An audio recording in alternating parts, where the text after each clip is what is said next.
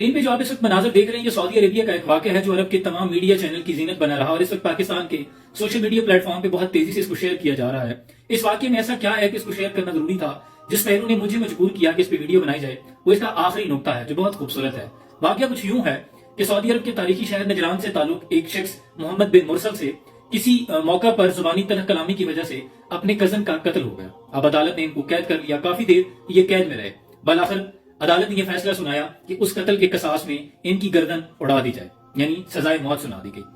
اب مقتول کے جو ورثہ ہوتے ہیں شرعی طور پر ان کے پاس یہ حق ہوتا ہے کہ وہ یا تو اپنے قتل کے بدلے میں دیت لے لیں یا پھر فی سبیل اللہ معاف کر دیں۔ اب یہاں جو محمد بن مرسل ہیں جن سے قتل ہوا تھا، ان کے قبیلے آل رزق کے بڑے بوڑھے بزرگوں نے، اکابرین نے، شیخ نے، بچوں نے، نوجوانوں نے یہ فیصلہ کیا کہ ہم جو قتل ہوا ہے آل سنیج کا بندہ، ان مقتول سے جا کر درخواست کرتے ہیں کہ وہ ہمیں دیت لے لیں یا جو بھی رقم وہ چاہتے ہیں ہم انہیں پیشکش کرتے ہیں کہ وہ اس کے بدلے میں لے لیں، لیکن یہ قصاص ہمیں معاف کر دیں، یعنی ہمارے بیٹے کو معاف کر دیا جائے۔ لیکن اس درخواست کرنے کا جو انداز تھا وہ اس قدر عاجزانہ تھا کہ آل رزق جو محمد بن مرسل جن سے قتل ہوا تھا، اس کے تمام شیخ، بڑے بوڑھے بزرگوں نے اپنی اکالیں، اپنی چادریں، اپنے جبے اور تمام وہ اشیاء جو عزت کی حامل ہوتی ہیں اپنی دستاریں اتار کر اس قبیلے کے جو لوگ تھے، ورثہ تھے، ان کے سامنے رکھ دی۔ ان کو بلایا گیا ایک جگہ پہ، ان کے سامنے رکھ دی، یہاں تک کہ شاعروں نے معافی کے قصیدے پڑھے۔ محمد بن مرسل کے ننھے بچے نے اس قدر انداز میں معافی مانگی کہ جو تمام لوگ تھے عرب کے وہ بول اٹھے کہ اس شخص کو معاف کر دیا جائے۔ یہاں تک کہ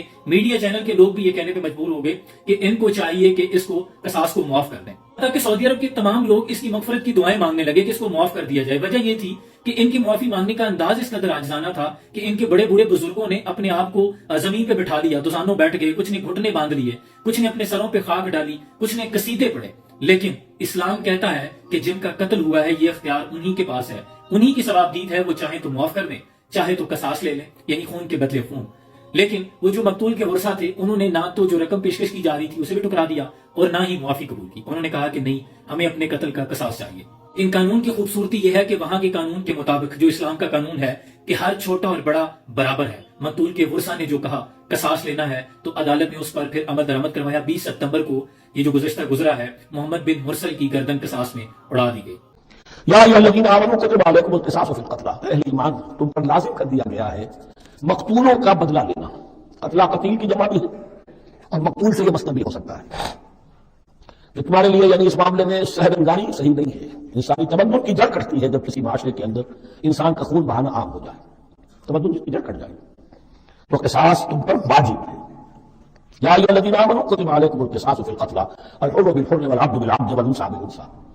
ایک آزاد کی جگہ آزاد ہی قتل کیا جائے گا۔ آزاد نے قتل کیا ہے تو ظاہر بات ہے وہ آزاد ہی اس کی جگہ قتل ہوگا۔ یہ نہیں وہ کہے میرا غلام لے جاؤ، میرے 2 غلام لے لو، نہیں، والعبد بالعبد، اور عبد کی جگہ عبد ہی ہوگا، جس نے قتل کیا وہی قتل کیا جائے گا، والانثى بالانثى، اور اگر قتل کرنے والی عورت ہے تو وہ عورت ہی قتل ہوگی۔ فمن عفی له من اخیہ شیء فاتباع بالمعروف واداء الیہ باحسان، پھر جس کو معاف کر دیا جائے کوئی شے اس کے بھائی کی جانب سے، یعنی جو مقتول ہے اس کے ورثاء اگر کہتے صاحب ہم اس کی جان بخشنے کو تیار ہیں، چاہے وہ خوب بہا لے لے یا ویسے معاف کر دو، جو بھی کچھ خوب آتا ہے ہوا ہو، اداء الیہ باحسان، فاتباع بالمعروف، تو اس کی پیروی کی جائے معروف طریقے پر اور ادائی کی جائے خوبصورتی کے ساتھ۔ ذالک تخفیف من ربکم ورحمہ، یہ تمہارے رب کی طرف سے تخفیف ہے، آسانی کی ہے اور رحمت ہے، اور اس کی رحمت ہونا بہت واضح ہے۔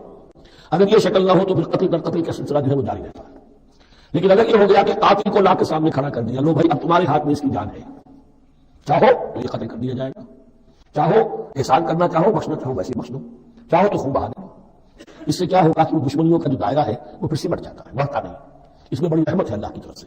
قانون جو ہے اسلام میں قتل کا، اس میں مدعی ریاست نہیں ہوتی۔ آج کل ہمارے یہاں غلطی ہے، مدعی ریاست بن جاتی ہے۔ یہ مدعی ہوتا ہے یہاں پر جو بھی مقتول کے ورثاء ہیں، اور کسی کو صدر کو کیا صدر کے باپ کو بھی اختیار نہیں ہے کہ کسی قاتل کو معاف کرتے ہیں۔ اب اس میں یہ ہے کہ فرض کیجئے کسی شخص نے کسی مسلمان کو مار دیا، لیکن یہ اس نے کہا کہ میں نے تو مارا نہیں، میرے اتفاق سے میں نے تو تیر چلایا تھا، کسی جانور پر، کسی ہرن پر لگ گیا، ہو سکتا ہے، یہ ممکن ہے۔ تو اب کسی مسلمان کا مسلمان کو قتل کرنا 2 طرح کا ہے، قتل خطا اور قتل عمد۔ اس کا کیا حکم ہے؟ ما کان للمؤمن ان یقتل مؤمنا الا خطا، کسی مومن کے لیے یہ روا نہیں ہے کہ مومن کو قتل کرے مگر خطا کے طور پر۔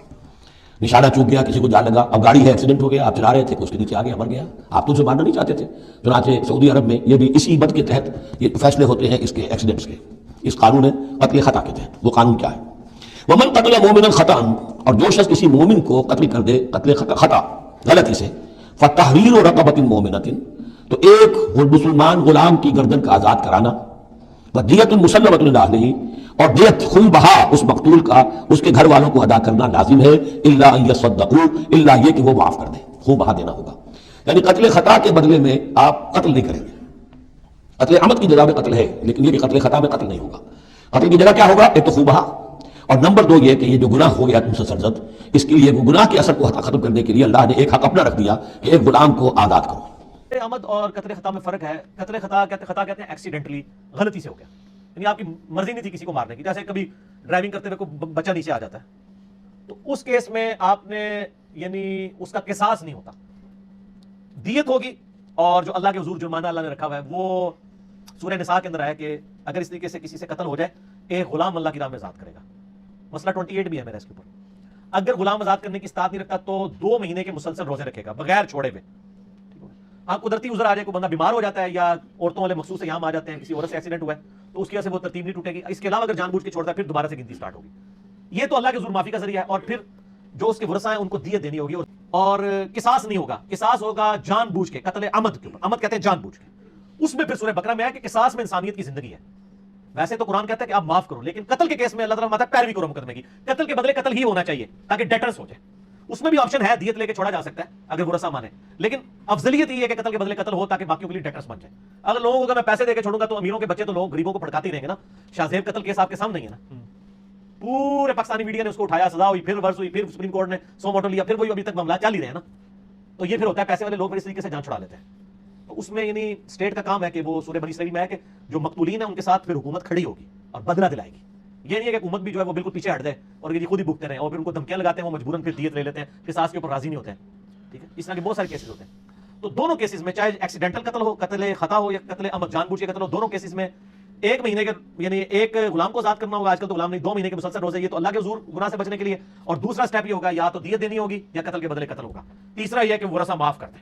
अमूमन मैंने कत्ल खता में देखा लोग माफ कर देते हैं। ये पिछले दिनों में उस्मान भाई के वो जानने वालों में एक ट्राली के नीचे बच्चा आ गया, वो बच्चे की अपनी गलती थी, वो रॉन्ग साइड से व्हीलिंग करता हुआ जा रहा था। आपको पता है ट्राली की तो ब्रेक होती नहीं है, ट्रैक्टर की ब्रेक होती है, ट्राली की नहीं होती जो पीछे लगी हुई है। वो इतनी लोड होती है, ट्रैक्टर ब्रेक भी लगाए तो फिर भी वो ट्राली का वजन इतना होता है कि उसको घसीटती भी आगे ले जाएगी।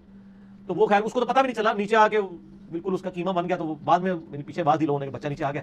तो खैर साथ वाले लोगों ने गवाही दे दी, और ऐसे मौकों में गवाही छुपानी भी नहीं चाहिए, बतानी चाहिए। ये जुल्म ना किया करें, यानी जो बंदा मुजरिम नहीं है उसको खामखा आपने जेल की सलाहों के पीछे भेजना है। खैर उन्होंने गवाही दे दी, जान छूट गई। तो दोनों केसेस में आपको 2 महीने के मुसलसल रोजे रखने होंगे। गुलाम वाला मामला तो आजकल नहीं है। और साथ बख्शवाना भी होगा, या कत्ल के बदले कत्ल होंगे अगर आपने जानबूझ के कत्ल किया। और अगर एक्सीडेंटल हुआ फिर कत्ल के बदले कत्ल नहीं होगा, सिर्फ दियत ही होगी, किसास नहीं होगा। और अगर माफ कर दें रिश्तेदार तो अल्लाह ताला से अजर पाएंगे। ठीक हो गया।